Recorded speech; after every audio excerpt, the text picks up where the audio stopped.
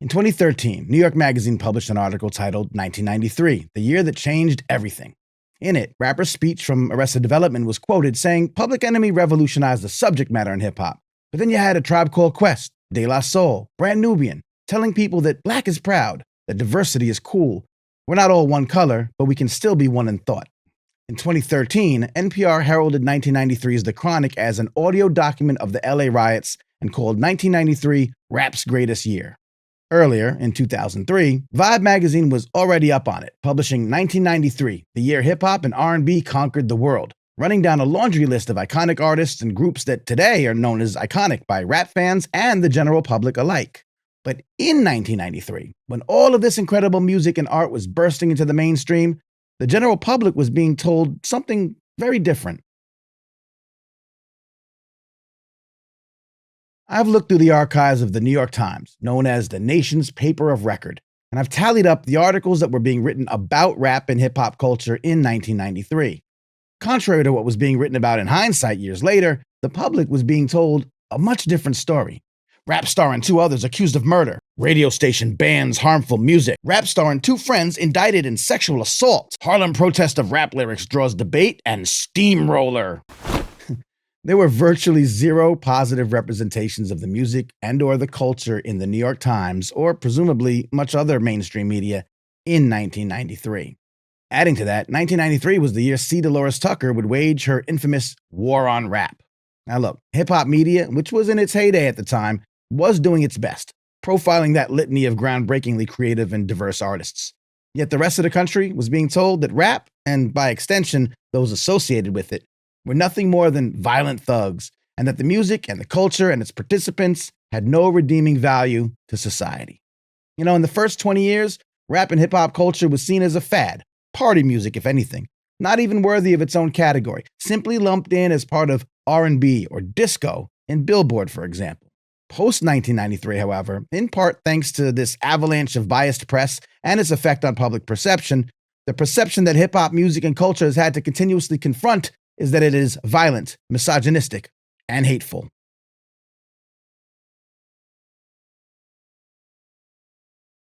In 2015, I co-authored a research study with social psychologist Dr. Joyce Sever that aimed to gauge public perception of hip-hop.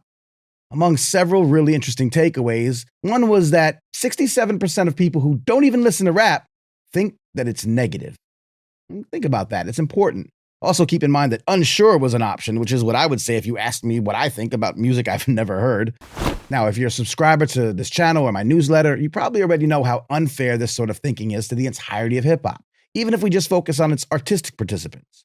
I would think most would agree that the depth and breadth of what hip-hop produces as a genre alone is as vast as the human experience itself, from street ciphers to a Pulitzer Prize, from ratchet to revolutionary. And while negative can be subjective, sure, there are aspects of the music that we can all agree aren't representative of the genius and creativity of the genre as a whole. But that's the point, that an entire genre exists, which should never have to be whittled down to negative. Now, we did ask survey participants about rap in particular, but since most people equate hip-hop and rap, it's not a far reach to assume that many of these respondents also aren't familiar with hip-hop culture, and that most would likely feel the same way if they were specifically asked about hip-hop in general. Which to me is even worse, because it's on a societal level where hip-hop's true positive potential shines. As we cover here on the Hip-Hop Can Save America podcast and livestream show, there's so many areas in which hip-hop is being used to help improve humanity. In schools, in mental health facilities, in physical and occupational therapy, in politics and activism. All of these in ways that are completely unique to hip-hop. These intersections with nearly every aspect of modern culture, many of them inspiring, have gone global. They cross every possible border, ethnic, cultural, generational, linguistic, religious, ideological. Hip-hop is everywhere. Hip-hop is expansive. Much of it is extremely positive. Hip-hop is truly alive.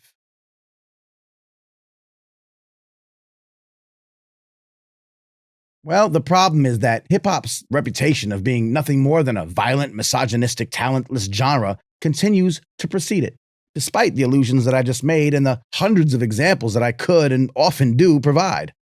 But it's not hard to see why. Remember, with media, if it bleeds, it leads. That's no different when it comes to the New York Times in 1993 or today on your local news or cable networks. And we can and should talk about how coverage in all of these arenas have long skewed against people of color in insidious ways. We can see this currently with the purposeful, racist, and xenophobic fear-mongering around immigrants or pro-Palestinian protesters, for example.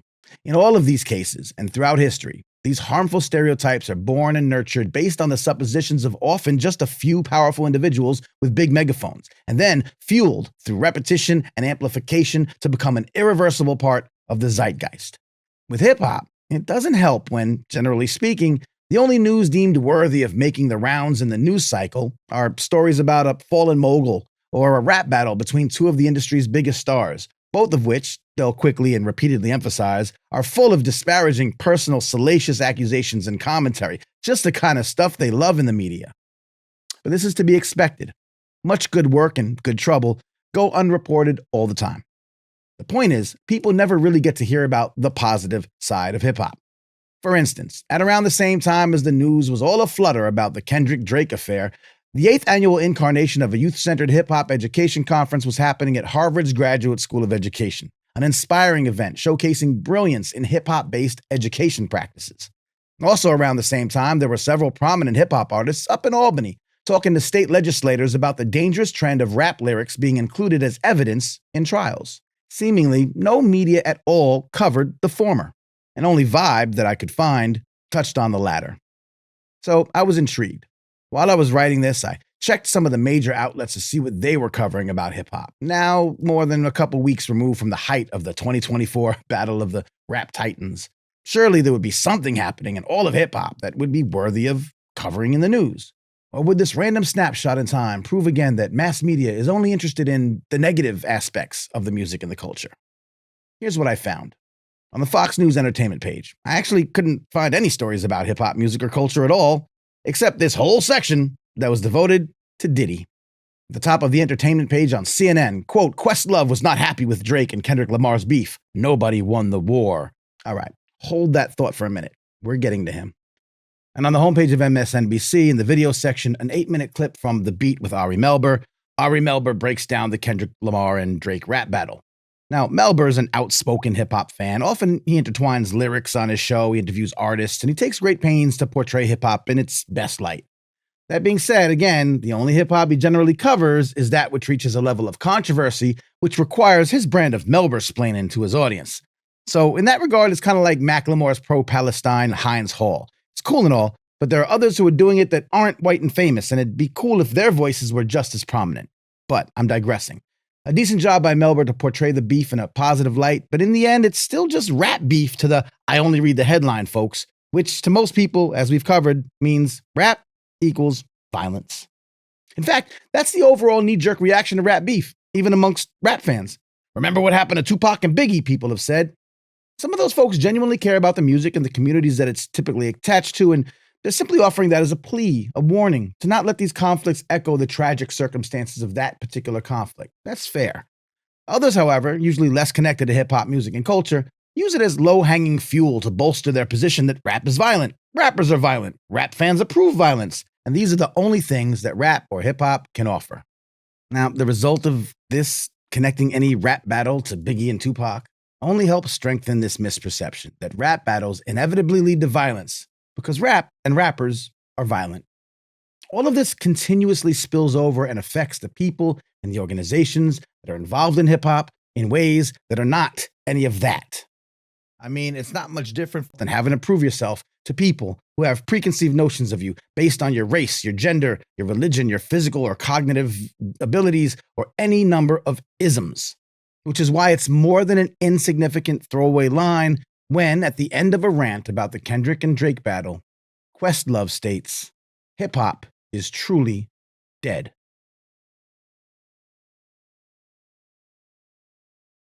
The substance of what precedes his proclamation is slightly less troubling, but not entirely. He calls out the content of the battle as mudslinging. Isn't every battle? He laments it as a takedown by any means necessary, women and children and actual facts be damned. I mean, okay, it happens in battles. It's what happens. He foreshadows a violent end by saying, same audience wanting blood will soon put up RIP posts like they weren't part of the problem. We'll get into this. Before punctuating his viewpoint with the made-for-clickbait headline statement, hip-hop is truly dead. There are so many things wrong with this take, but everyone has their own opinions, so y'all can have at it. Feel free, though, to mention Questlove's voluntary and prominent role in Jay-Z's takeover during that MC's incredibly high-profile battle with fellow rap titan Nas. That battle had quite a bit of mudslinging, women, and baby seat references too, you know. Or bring up the fact that there have been countless battles in rap music that haven't ended in any form of violence. Or that content is one thing, but to suggest that this wasn't about skill, that's absurd. To me, anyway. But the debatable parts are fine. What it did was lead up to a conclusion that I feel is just flat out wrong and terribly damaging. Because here's how I think the logical line of reasoning plays out to folks looking in. This battle was super ugly. Women and babies were disparaged. There will be bloodshed. Hip-hop fans are liable for this bloodshed. This is where hip-hop is today. Therefore, hip-hop is truly dead. Now, for those who don't know, this last phrase has some history. Similar to the same criticism that every genre of art has had to deal with from folks of subsequent generations, the hip-hop is dead thing goes back to the days it became truly commercially successful, though Nas's 2006 album Hip-Hop is Dead is usually the most cited. Now, although that title was meant to have a deeper meaning, Nas himself stated it was a foolish angle. On the album's 10th anniversary in 2016, Nas was quoted on hiphopdx.com as saying, "In retrospect, I missed the mark by miles. I didn't want to pick people apart. It felt like it was for a younger artist to do. I thought the title was enough to say it's dead. It was to say, I don't know where to begin, I don't know where to start, but at least I'll name it this, and we'll see where it goes from there." Okay. Kind of odd that Questlove, known as a hip-hop historian and musicologist, who's soon releasing a book on the genre, would be so quick to make the same mistake. Ooh, quick aside. It just now struck me as interesting. His book is to be titled Hip-Hop is History, which could be interpreted as if to say hip-hop is over, like long gone, like, oh, that's history. Interesting. Anyway, what's worse today than when Nas dropped is that in an age where news of demise travels fast, far, and frequent, Questlove is one of the more respected voices within the culture. And even more importantly, one of the most respected voices outside the culture, saying that hip-hop is dead. Truly dead, even. I mean, come on. Are the roots truly dead? Is Black Thought's artistry truly dead?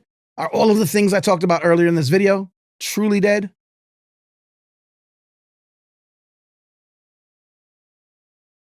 Now, before anyone comments with, well, what he meant was, just don't. None of that matters, because he said what he said. When we have to say what he meant was, the damage has already been done. Questlove knows there's a difference between rap and commercial rap and hip-hop music and hip-hop culture. He knows that a lot of people don't know these distinctions. So he should know that calling out hip-hop would have the same effect of Trump calling Mexicans rapists and criminals, just lumping everything together in one non-nuanced pile. But fine, I'll entertain some responses that I saw. Questlove couldn't have meant the rap music business or mainstream hip-hop is truly dead. Because first, despite his high profile, Kendrick isn't exactly a mainstream artist. He's known and all, but his songs aren't in rotation. He hasn't released recently, and he's winning Pulitzers. It's far from what a mainstream rap star looks like in 2024.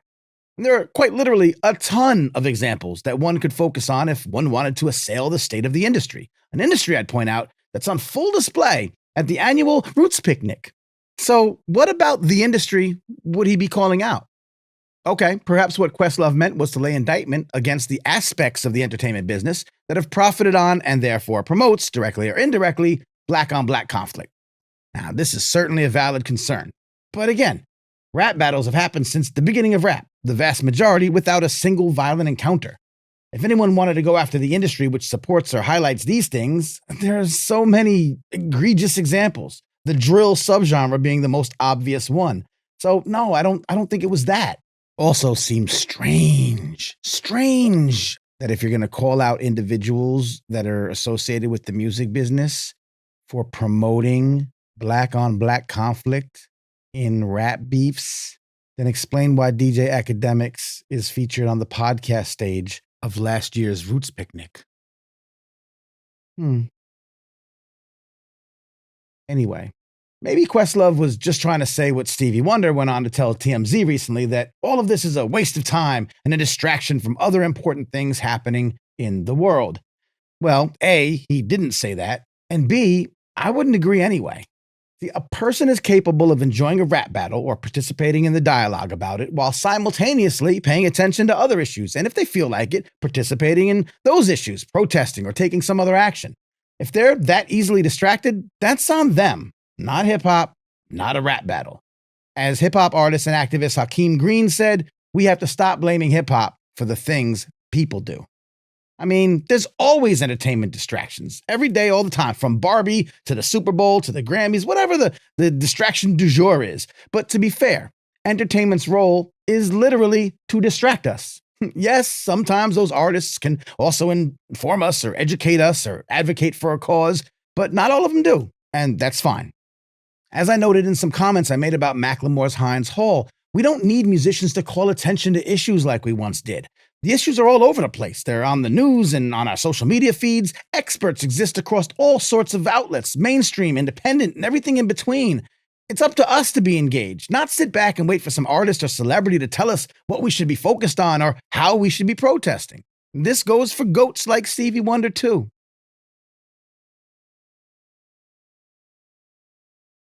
Now, to one response that suggested that maybe Questlove's concern was over, quote, real animosity towards Drake and people are willing to do him bodily harm as evidenced by the shooting at his spot, end quote.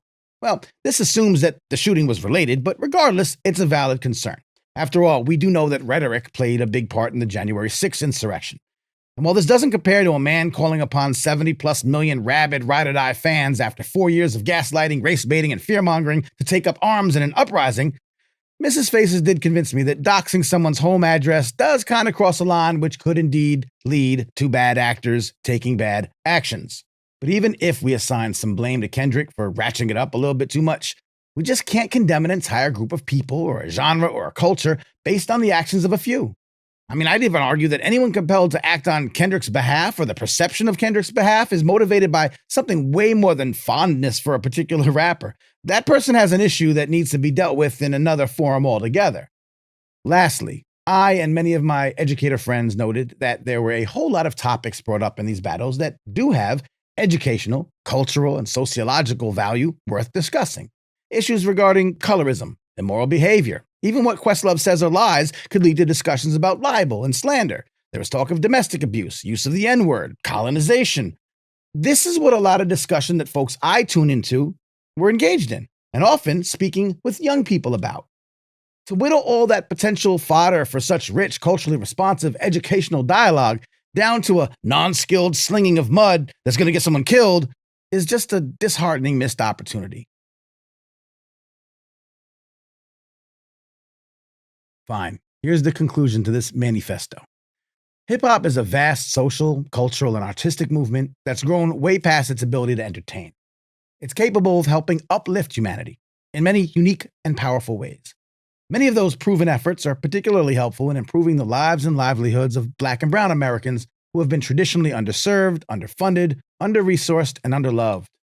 In the same way that any ethnic group would not want to be judged by the actions of a small minority, in the same way that followers of any religion wouldn't want to be discounted by the actions of a small number of their clergy or extremists, in the same way that politicians that mean well don't want to be judged unfairly based on the actions of the loudest that sit on the fringes, neither should hip-hop and its artistic and cultural participants be subjected to a continued assault on its character by those who ignore its core DNA of a movement that's all about peace, love, unity, and having fun.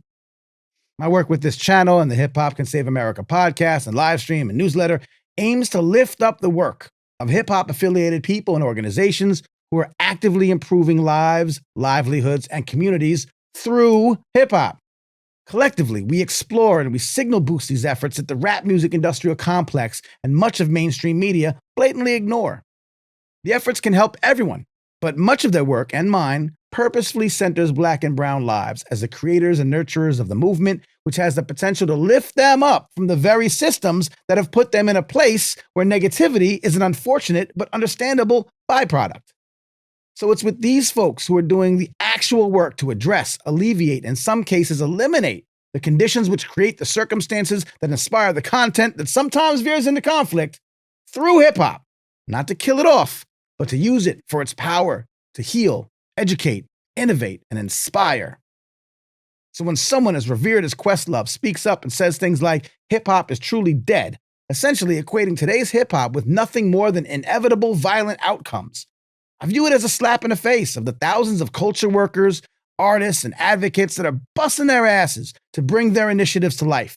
Initiatives that can literally help solve the problems plaguing their communities, the real cause of the issues Questlove and others are so rightfully concerned about. Instead, those folks often have to waste time defending why they're even using hip-hop, since it's so violent and misogynistic, and truly dead.